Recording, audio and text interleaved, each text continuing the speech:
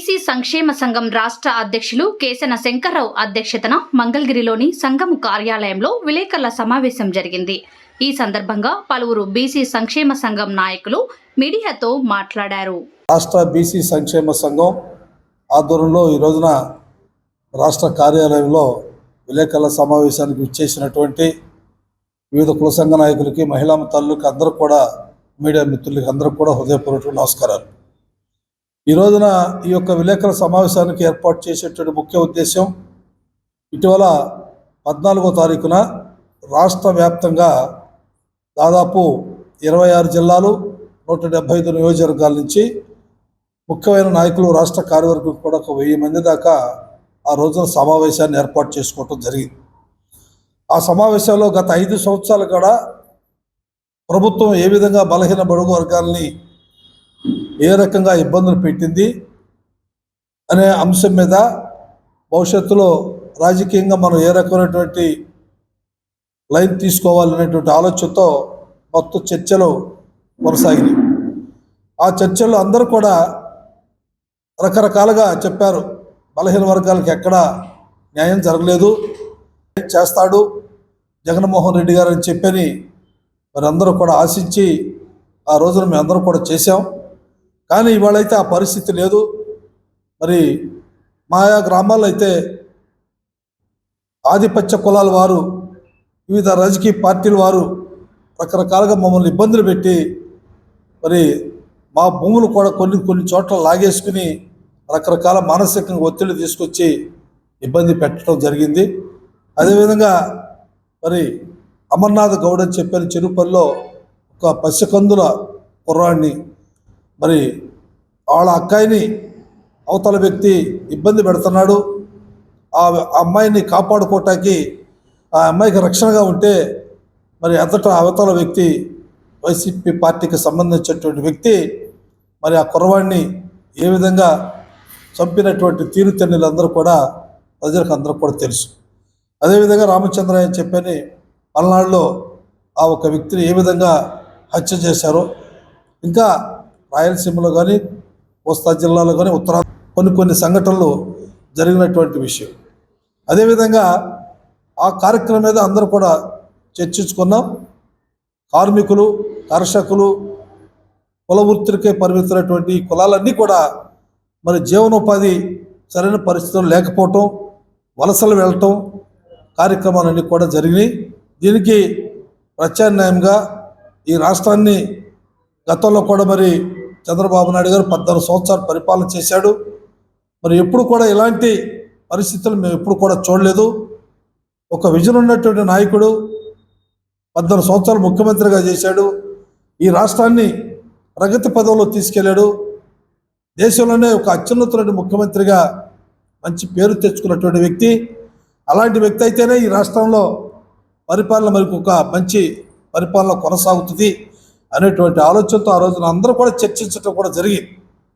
అదేవిధంగా స్థానిక సంస్థల్లో 34% ఉండేటువంటి పరిస్థితి అది మరి 10-12% కోతకొస్తే దాదాపు 16,000 చిల్లర 17,000 పదవులు కోల్పోయినటువంటి పరిస్థితి.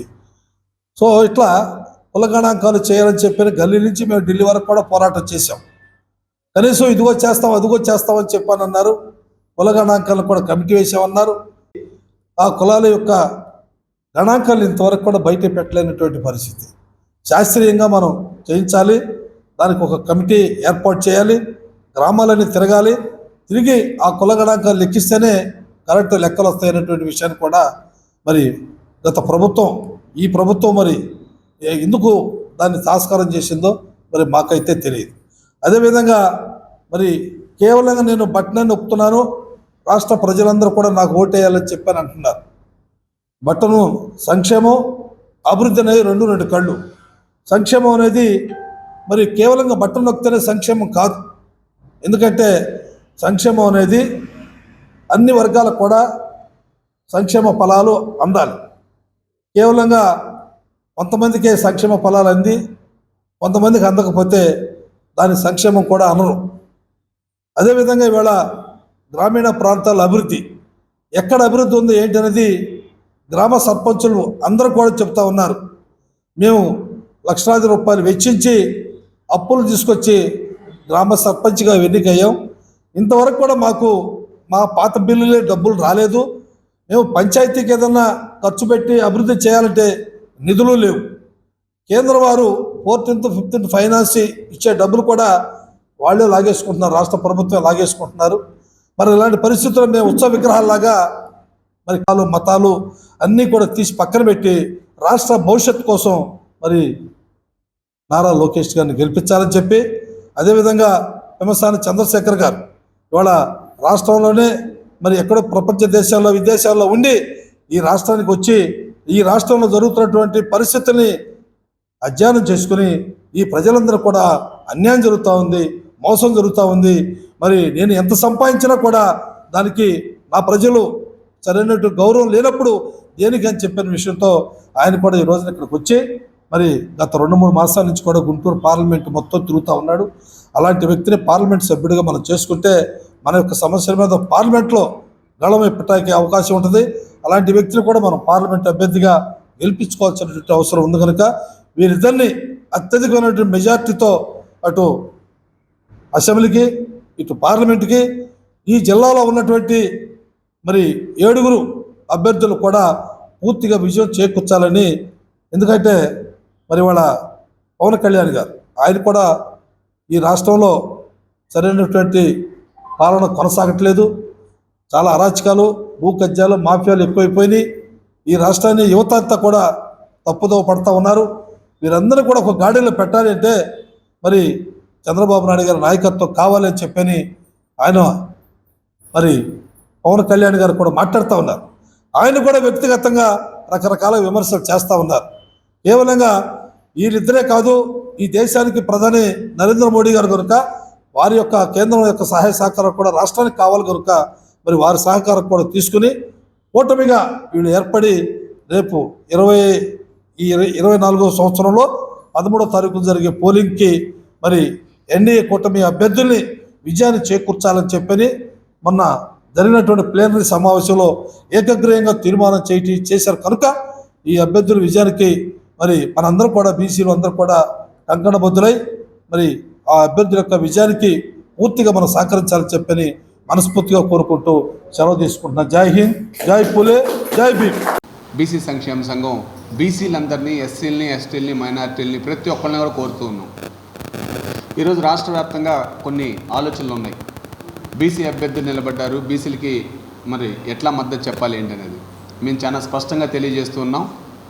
ధర్మం అధర్మంగా పరిపాలన జరిగినప్పుడు అవతల వైపు కూడా మన వాళ్ళు కొంతమంది ఉండొచ్చు. కానీ ధర్మ పరిపాలన ఎప్పుడైతే విస్మరిస్తారో ఆ విస్మరించినప్పుడు తప్పకుండా మనం ధర్మం వైపు నిలబడాలనే ఆంధ్రప్రదేశ్ బీసీ సంక్షేమ సంఘం మరి ఎటువంటి పరిస్థితుల్లో ఈ రాష్ట్రంలో జరుగుతున్న మరి ఈ దుర్మార్గమైన పాలనలో చాలా స్పష్టంగా ప్రజలందరికీ చాలా స్పష్టంగా తెలుసు ఏమనంటే రాష్ట్రంలో నిరుద్యోగ సమస్య చాలా ఎక్కువగా ఉంది. అదేవిధంగా ఈ యొక్క ఏదైతే చిన్నపిల్లలకి డ్రగ్స్, గంజాయిని విపరీతంగా కొనుగోలు అమ్మకాలు జరిగి వాళ్ళ యొక్క జీవితాలని నాశనం చేయడానికి చాలా స్పష్టంగా ఇది చాలా క్లియర్గా అందరికీ తెలిసిన నిజం. నేను పెద్దలందరినీ కోరుతా ఉన్నా, ఈరోజు మన యొక్క పిల్లల భవిష్యత్తు, రాబోయే రోజుల్లో మన రాష్ట్రం యొక్క అభివృద్ధి, ఈ రెండూ లేకుండా ఎంతకాలం మనం ఎన్ని రోజులు మన యొక్క ఈ పరిపాలనని కొనసాగించాలనేది మిమ్మల్ని సూటిగా ప్రశ్నిస్తున్నా. ఈరోజు మంగళగిరి అంటే అమరావతి, ఈ అమరావతి ఒక రాజధానిగా ప్రకటించిన తర్వాత ఈ 5 సంవత్సరాల్లో మళ్ళీ ఒక ప్రశ్నగా మిగిలిపోయింది. అంటే 10 సంవత్సరాల్లో మనం ఒక రాష్ట్ర రాజధాని కట్టుకోలేని అంత దుస్థిన పరిస్థితిలో తీసుకొచ్చారంటే అది కేవలం జగన్మోహన్ రెడ్డి పరిపాలనలోనే జరిగిందని చాలా స్పష్టంగా తెలియజేస్తూ ఉన్నా. ఒక్క అమరావతి డెవలప్మెంట్లో అమరావతిలోనూ 33,000 ఎకరాలు కాదు, ఈ యొక్క 4 జిల్లాల్లో కూడా 4 జిల్లాలు కాదు రాష్ట్ర వ్యాప్తంగా కూడా లక్షల ఎకరాల యొక్క విలువని ఒక్కసారిగా జగన్మోహన్ రెడ్డి తగ్గించాడా లేదా అనేది అడుగుతా ఉన్నా. ఈరోజు ఇదే మంగళగిరిలో ఎవరెవరైతే వాళ్ళ ల్యాండ్ వాల్యూస్, ఎవరెవరైతే కష్టపడి పనిచేసుకొని ఒక 100 గజాలు కొనుక్కున్న ల్యాండ్ వాల్యూ ఎంత, ఈరోజు 2019 నుంచి 2024లో జరిగిన ల్యాండ్ వాల్యూ ఎంత, 14 నుంచి 19 జరిగిన ల్యాండ్ వాల్యూ ఎంత. అంటే అభివృద్ధి, ఈ అభివృద్ధి చేసే క్రమంలో స్పష్టంగా జగన్మోహన్ రెడ్డి ఈ యొక్క ఎవరైతే కింద బడుగు బలహీన వర్గాలు ఉన్నాయో కేవలం సంక్షేమం దగ్గర ఆపుదామనే ఒక ఎత్తుగడలో కేవలం సంక్షేమం ఒక్కటే అని అనుకుంటే నెలకి ఇతను కనీసం ఒక్కొక్క కుటుంబానికి 50,000 నుంచి ₹1,00,000 ఇవ్వాల్సిన పరిస్థితి ఉందని కూడా నేను చాలా స్పష్టంగా తెలియజేస్తున్నా. ఈరోజు ఒక కుటుంబం నడవాలని అంటే ఎంత ఖర్చు అవుతుందనేది మనందరికీ తెలుసు. కానీ ఆ యొక్క స్థితిగతుల్లో నేను మళ్ళీ తెలియజేస్తున్నా, ఈరోజు భవన నిర్మాణ కార్మికుల యొక్క పరిస్థితి ఏంటి? అత్యధికంగా ఈ యొక్క మంగళగిరి చుట్టుపక్కలంతా కూడా ఇన్ఫ్రాస్ట్రక్చర్ ఆగిపోయిందా లేదా? ఈ యొక్క కార్మికుల యొక్క స్థితిగతుల గురించి ఎప్పుడన్నా జగన్మోహన్ రెడ్డి గారు మాట్లాడారా? మా యొక్క బీసీల యొక్క స్థితిగతుల గురించి ఎప్పుడన్నా బీసీ మంత్రిత్వ శాఖలో ఎప్పుడైనా సమీక్షలు ఎప్పుడైనా జరిగినాయా? ఒక పేజీ ఇస్తే ఆ పేజీని చదవడం తప్పితే ఎప్పుడు కూడా మా యొక్క స్థితిగతుల గురించి కానీ మా యొక్క పరిస్థితుల గురించి కానీ మాట్లాడిన దాఖలాలు ఉన్నాయా? కాబట్టి రాష్ట్ర వ్యాప్త ఉద్యమంలో ఈ రాష్ట్ర వ్యాప్త మరి అందరూ కూడా రాష్ట్ర కార్యవర్గంగా అందరూ ఆలోచించింది ఏంటంటే ఒక 10 మందో 20 మందో 30 మందో అసెంబ్లీయే కాదు, కింద జెడ్పీటీసీలు, ఎంపీటీసీలు, సర్పంచులు, అనేక రకాల వేల మంది, లక్షల మంది నాయకత్వాన్ని నాశనం చేసిన వ్యక్తి జగన్మోహన్ రెడ్డి. ఇది నిజమా కాదా అని చెప్పేసి కింద అందరూ గమనించాలి. కాబట్టి రాష్ట్ర వ్యాప్త ఆలోచనలో మా యొక్క అభివృద్ధి ప్రధానమైన లక్ష్యంగా, ఎందుకంటే ఈరోజు అభివృద్ధి లేకుండా మనం ఎన్ని చేసినా కానీ మన యొక్క జీవితాలు మెరుగుపడడం అనే దాంట్లో ముఖ్యంగా 80% ఉన్న బీసీ, ఎస్సీ, ఎస్టీ మైనార్టీల యొక్క జీవితాలు మెరుగుపడటం కోసం మేము తీసుకున్న నిర్ణయం, ఆంధ్రప్రదేశ్ బీసీ సంక్షేమ సంఘం తీసుకున్న నిర్ణయాల్లో కూటమికి మద్దతు చెప్పడం జరిగింది. ఈరోజు మిమ్మల్ని సూటిగా ప్రశ్నిస్తున్నా, ఇటువైపు బీజేపీ వాళ్ళు కానీ, టీడీపీ కానీ, లేకపోతే జనసేన కానీ, ఈ యొక్క పవన్ కళ్యాణ్ గారు కానీ, చంద్రబాబు నాయుడు గారు కానీ, పురంధేశ్వర్ కానీ ఏం మాట్లాడుతున్నారు? రాష్ట్రంలో ఇండస్ట్రీస్ తెస్తాం, రాష్ట్రం యొక్క అభివృద్ధి చేస్తాం, సంక్షేమం యథావిధిగా కొనసాగిస్తూ వాళ్ళకి ఇంకా కావాల్సిన మంచి మంచి వెల్ఫేర్ స్కీమ్స్ తీసుకొస్తామని చెప్తూ ఉన్నారు. కానీ పక్కనున్న జగన్మోహన్ రెడ్డి ఏం చెప్తూ ఉన్నాడు? కేవలం మీరు ఇప్పటికి కూడా సంక్షేమం మీదే బతకండి, నేను సంక్షేమం ఇస్తా, అంతే తప్పితే నేనేమి చేయను, మీరు ఏదో ఒక స్థితిలో ఉండండి అని అన్నారు. అంటే వలసలు వెళ్ళిపోండి, ఈ రాష్ట్రంలో ఎవరు బతకడానికి అర్హులు కాదు, నేను ఒక నియంత పరిపాలనలో నా కింద బతికేవాడు మాత్రం ఇక్కడ ఉండండి అని చెప్తూ ఉన్నాడు. ఇది ఎంత దుర్మార్గమో మనం అందరం గమనించాలి. కాబట్టి రాష్ట్ర వ్యాప్త పాలసీలో తప్పకుండా కూటమి అభ్యర్థులు అత్యధిక మెజార్టీలో గెలవబోతున్నారు. ఈ యొక్క రాష్ట్ర పరిపాలన మారుతుందనే దాని మీదే మేము స్వచ్ఛందంగా ఆంధ్రప్రదేశ్ బీసీ సంక్షేమ సంఘం పూర్తి స్థాయిలో ఈ యొక్క కూటమికి మద్దతు చెప్పడం కూడా జరిగింది. రేపు రాబోయే రోజుల్లో ఏ రకంగా ప్రజల యొక్క ఆలోచన ఉంది, మేము ఏ రకంగా బీసీల యొక్క మనోభావాన్ని గుర్తించి ఏ రకంగా ముందుకు తీసుకెళ్ళాం కూడా మీరందరూ కూడా గమనిస్తారని తెలియజేస్తూ సెలవు తీసుకుంటున్నాను. అన్నవరపు నాగమల్లేశ్వరరావు, ఆంధ్రప్రదేశ్ బీసీ సంక్షేమ సంఘం రాష్ట్ర ప్రధాన కార్యదర్శి. ఈ రోజున టీడీపీ కూటమికి బీసీ సంక్షేమ సంఘం మద్దతు ఇచ్చిందంటే అదేదో ఒక నిమిషంలో తీసుకున్నటువంటి నిర్ణయం కాదు.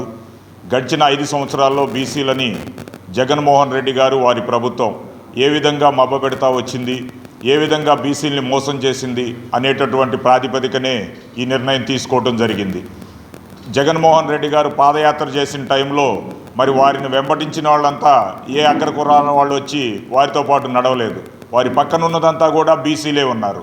వారందరినీ ఏ కులం వాళ్ళు వస్తే వారికి ఏదో తాయిలాలు ఇస్తామని చెప్పేసి ఒక 4 కులాలు రజక, నాయ బ్రాహ్మణ, ఒడ్డెర, విశ్వబ్రాహ్మణ, కుమ్మర శాలివాహనులకి ఎమ్మెల్సీలు ఇస్తామని చెప్పారు. ఎమ్మెల్సీలు ఇవ్వలేదు. ఎమ్మెల్సీల తర్వాత మీకు ఈ యొక్క కార్పొరేషన్లు ఏర్పాటు చేస్తాము, కార్పొరేషన్లో మంచి అన్ని రకాలుగా లోన్లు ఇస్తామని చెప్పి మోసం చేయడం జరిగింది. కార్పొరేషన్లు వచ్చినాయి, లోన్లు రాలేదు, మాకు ఎటువంటి గుర్తింపు లేదని అడిగితే స్థానిక సంస్థల్లో మీకు మంచి గుర్తింపు, మంచి పదవులు ఇస్తామని చెప్పి చివరికి దానిలో కూడా ఈ 33%, 34 నుంచి 10% తగ్గించడం వల్ల 16,000 పోస్టులు పోయినాయి. ఈ సమయంలో అడిగినప్పుడు మళ్ళీ ఇప్పుడొచ్చి ఈసారి గెలిస్తే ఈ ఎమ్మెల్సీలు ఇస్తామని చెప్పేసి చెప్పడం జరుగుతుంది. ఈ బీసీ సప్లాన్ నిధుల్లోనైనా రాష్ట్రానికి, బీసీలకి ఏమైనా మేలు జరిగిద్దా అంటే వాటన్నిటినీ ఆయన బటన్ నొక్కడానికే సుమారుగా 5 సంవత్సరాల్లో 75,000 కోట్ల రూపాయలని ఈ బీసీ యొక్క నిధుల్ని దారి మళ్లించడం జరిగింది. ఇంకా చూస్తే ఈ రోజున వచ్చి ప్రతి ఒక్కళ్ళకి నేను మీ కుటుంబంలో ఏదన్నా మేలు చేస్తే మీ బిడ్డగానే నాకు ఓటేయండి అని అడుగుతూ ఉన్నాడు. మీ అందరికీ తెలుసు తన కుటుంబంలో ఉన్నటువంటి మహిళలే రోడ్డు మీదకు వచ్చి ఈ విధంగా చేస్తూ ఉన్నారు. మన తెలుగు సాంప్రదాయం ప్రకారం ఒక సామెత చెబుతూ ఉంటారు, ముందు ఇంట గెలిచి రచ్చ గెలవమని చెప్తూ ఉంటారు. మరి ఇంట్లో ఉన్న మహిళలు కన్న తల్లి తోడబుట్టిన చెల్లెలు రోడ్డు మీదకి వచ్చి మరి ఈయన 16 నెలలు జైల్లో ఉంటే పార్టీని భుజాల మీదేసి మోసిన వాళ్ళకే ఎటువంటి అటీగతి లేనటువంటి ఈ యొక్క ముఖ్యమంత్రి గారు ఈ రోజున మరి రాష్ట్రంలో ఉన్న అందరికీ మేమేదో చేస్తున్నాం ముఖ్యంగా బీసీలకు అని చెప్పేసి ముందు చెప్పే మాటలకి ఆయన చేసే పనులకి ఎటువంటి పొంతన లేదు కాబట్టి మేము ఈ మద్దతు ఇవ్వటానికి ముఖ్యమైన వ్యక్తి నేను కృష్ణ బీసీ సంఘ రాష్ట్ర అధ్యక్షుడిగా అలాగే బీసీ సంక్షేమ సంఘ ఆర్గనైజింగ్ సెక్రటరీగా పనిచేస్తున్నాను. అలాగే ఈరోజు బీసీ సంక్షేమ సంఘం స్టేట్ ఆఫీస్లో ఈ విలేకరుల సమావేశాన్ని ఏర్పాటు చేశాం.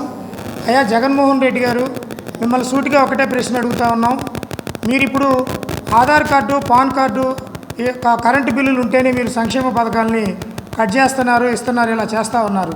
ఇప్పుడు మీరు సెంటు స్థలం ఇచ్చి 40 లక్షల మందికి మేము ఇల్లులు ఇచ్చామని చెప్తున్నాం. వీళ్ళందరూ రేపు కరెంటు బిల్లు అన్నా తీసుకోవాలి, లేదంటే చిన్న బీసీ కుటుంబాలు ఈరోజు ఏదైనా లోన్లు తీసుకోవాలన్నా కూడా పాన్ కార్డులు తీసుకోవాలి. మరి పాన్ కార్డు ఉంటే సంక్షేమ పథకాన్ని ఎత్తేస్తావు.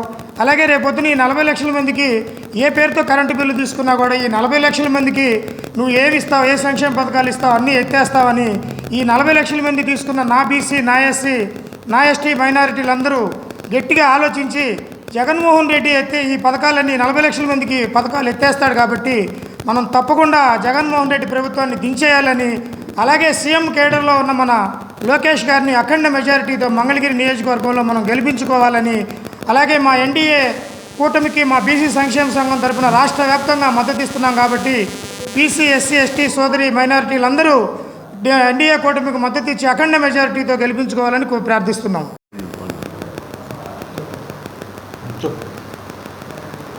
మీడియా మిత్రులందరికీ నమస్కారం అండి. మరి ఈరోజు ఆంధ్రప్రదేశ్ బీసీ సంక్షేమ సంఘం స్టేట్ ఆఫీసులో మరి గత నెల 14వ తారీఖున ఆఫీస్ బేరర్ సమావేశం బీసీ సంక్షేమ సంఘ పెద్దలందరూ కూర్చొని మరి బీసీలకు జరుగుతున్నటువంటి అన్యాయం మీద మరి వారందరూ కూర్చొని ఒక మంచి నిర్ణయం తీసుకోవటం స్టేటు బీసీ సంక్షేమ సంఘం గుంటూరు జిల్లా ఆర్గనైజ్ సెక్రటరీగా ముందుగా కేసన శంకర్రావు గారిని, అలాగే యువజన అధ్యక్షులు క్రాంతి కుమార్ గారిని, మరి ఇతర కమిటీలో ఉండే పెద్దలందరికీ కూడా హృదయపూర్వకంగా ధన్యవాదాలు తెలియజేసుకుంటాము.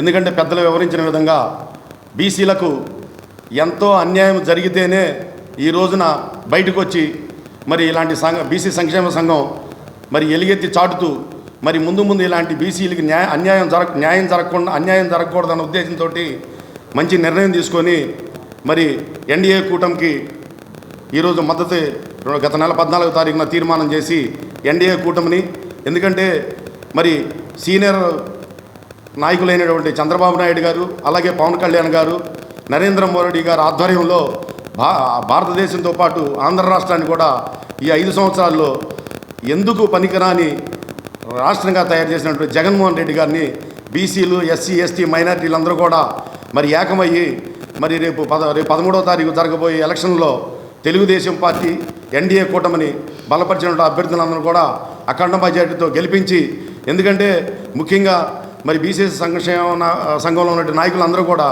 బీసీలకు జరుగుతున్న అన్యాయాలని ఒక చట్టం తీసుకొస్తానన్నటువంటి మొట్టమొదటి ఏకైక వ్యక్తి ముఖ్యమంత్రి నారా చంద్రబాబు నాయుడు గారు, తెలుగుదేశం పార్టీ అధ్యక్షులు. మరి అన్నీ కూడా గతంలో ఇక ముందు ఎప్పుడు కూడా ఇప్పుడు గతంలో జరిగినటువంటి బీసీలకి అన్యాయం మరలా పునరావృతం కాకుండా బీసీ నాయకులందరూ కూడా రాబోయే ప్రభుత్వానికి అండదండలు అందిస్తూ ఎక్కడ కూడా బీసీలకు అన్యాయం జరగకుండా చూసుకుంటామని చెప్పి బీసీ సంక్షేమ సంఘం ద్వారా వారు మాట్లాడడం జరిగింది.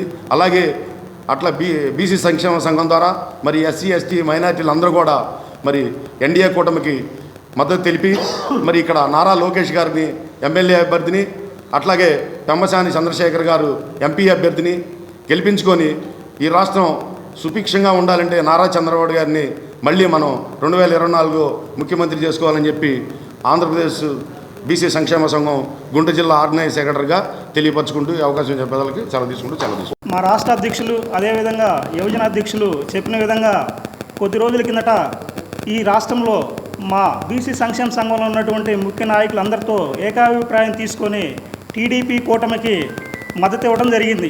ఎందుకు మద్దతు ఇచ్చామనే అంశం మీద కొన్ని ముఖ్యమైన విషయాలు మీ అందరితో పంచుకోదలుచున్నాం. నేను ఈ సందర్భంగా జగన్మోహన్ రెడ్డి గారిని సూటిగా అడుగుతా ఉన్నా, అయ్యా జగన్మోహన్ రెడ్డి గారు, మీరు బ్రహ్మాండంగా అమ్మఒడి ఇస్తూ ఉన్నారు, ఫీజు రియంబర్స్మెంట్ ఇస్తూ ఉన్నారు, జగనన్న విద్యాదీవెన ఇస్తూ ఉన్నారు కదా, మీరు చదువుకోవడానికి ఇచ్చినప్పుడు చదువు అయిన తర్వాత చదువుకున్న పిల్లలకు ఉద్యోగాలు ఎందుకు ఇవ్వట్లేదు జగన్మోహన్ రెడ్డి గారు అని అడుగుతూ ఉన్నా. దీనికి ఖచ్చితంగా మీరు సమాధానం చెప్పవలసిన బాధ్యత ఉంది. ఈరోజు రాష్ట్రంలో నిరుద్యోగత ఎంత విపరీతంగా పెరిగిందో ఒక్కసారి ఆలోచించేయమని అడుగుతూ ఉన్నా. ఈ రాష్ట్రంలో మీరు పాదయాత్ర సమయంలో ఇచ్చినటువంటి వాగ్దానాల్లో ఏపీఎస్సీ ద్వారా జాబ్ క్యాలెండర్ వదులుతూ ఉన్నారు. జాబ్ క్యాలెండర్ ఎక్కడికి వెళ్ళిందని అడుగుతూ ఉన్నా. లేదా జాబ్ క్యాలెండర్ ఎవరైనా కాకులు కానీ మనుషులు కానీ ఏమైనా ఎత్తకెళ్ళారా అని అడుగుతూ ఉన్నా. 5 సంవత్సరాల కాలంలో 50,000 భర్తీ చేయవలసిన ఉద్యోగాలు మీరు కేవలము 5,000 లేదా 6,000 ఉద్యోగాలు భర్తీ చేసి ఇలా నిరుద్యోగులను మోసం చేశారు కాబట్టే మేము టీడీపీ కూటమికి మద్దతు ఇవ్వడం జరుగుతూ ఉంది. మరి అదేవిధంగా ఈ రాష్ట్రంలో నిజంగా చాలా దారుణమైన అంశం ఏంటంటే మంత్రి వ్యవస్థను కూడా నిర్వీర్యం చేసినటువంటి ఏకైక ముఖ్యమంత్రి మీరే. మంత్రి పదవులు అయితే బ్రహ్మాండంగా మా బీసీలకు ఇచ్చారు, కానీ ఆ పదవులకు సంబంధించిన బాధ్యతలన్నీ మీ దగ్గర పెట్టుకొని చాలా దారుణంగా బీసీలను మోసం చేసినట్లు స్పష్టంగా అర్థమవుతూ ఉంది. ఎగ్జాంపుల్, మా ఎస్సీ సోదరురాలకి హోంశాఖ ఇచ్చారు. హోంశాఖే కదా మీరు ఇచ్చింది, బాధ్యతలన్నీ మీ దగ్గర పెట్టుకున్నారు. ఏ రోజైనా హోంశాఖ మంత్రి బయటకు వచ్చి మాట్లాడిందా బీసీలపైన, ఎస్సీలపైన, ఎస్టీలపైన, మైనార్టీలపైన అనేక రకాల హత్యలు జరిగినాయి, అత్యాచారాలు జరిగినాయి. ఏ రోజైనా మా ఎస్సీ సోదరాల చేత ఒక్క ప్రెస్ మీట్ అన్నా పెట్టించారా అని అడుగుతా ఉన్నా. మరి అదేవిధంగా 2014లో చంద్రబాబు నాయుడు ముఖ్యమంత్రి అయినప్పుడు తాత్కాలిక హైకోర్టు కట్టారన్నారు, సచివాలయం కట్టారన్నారు, ఎగతాళి తరంగా మాట్లాడారు. మీకు 2019లో బంపర్ మెజార్టీతో 151 సీట్లు ఇచ్చారు కదా, మీరు ఎందుకు పర్మనెంట్ కట్టలేకపోయారా జగన్మోహన్ రెడ్డి గారు? ఆ రోజు మీరు ఎగతాళి చేసినటువంటి శాసనమండలిలో ఈరోజు సభలు జరుపుతున్నారు, శాసనసభలో సభలు జరుపుతూ ఉన్నారు. నిజంగా ఆ రోజు చంద్రబాబు నాయుడు కొన్ని ముఖ్యమైన పరిస్థితుల దృష్టి ఈరోజు కట్టబట్టే ఆటల్లో మీరు ఈరోజు సమావేశాలు జరుపుతున్నారు. ఆ రోజు చంద్రబాబు కట్టకపోతే ఇలా నేషనల్ హైవేలో ఇటుపక్క శాసనసభ పెట్టేవాళ్ళు, ఇటుపక్క శాసన మండలి పెట్టి 175 కుర్చీలు వేసి బ్రహ్మాండంగా మీరు పెట్టేవాళ్ళు. నిజంగా మీరు రాజకీయ విఘ్నత కోల్పోయినటువంటి ఏకైక ముఖ్యమంత్రి కాబట్టే ఈరోజు మా బీసీ సంక్షేమ సంఘం టీడీపీ కూటమికి మద్దతు ఇచ్చారనేది కూడా సందర్భంగా తెలియజేస్తా ఉన్నా. టీడీపీ కూటమి జనసేన అభ్యర్థులు కానివ్వండి, బీజేపీ అభ్యర్థులు కానివ్వండి, 175 నియోజకవర్గాల్లో పోటీ చేసే ప్రతి అభ్యర్థిని కూడా గెలిపించుకునే బాధ్యత మనందరిపైన ఉందనేది కూడా ఈ సందర్భంగా తెలియజేసుకుంటూ, ఎంపీ 25 సీట్లు కూడా గెలిపించుకుంటామనేది కూడా ఈ సందర్భంగా మీ అందరికీ తెలియజేసుకుంటూ సెలవు తీసుకుంటా ఉన్నా. జై బీసీ, జై జై బీసీ.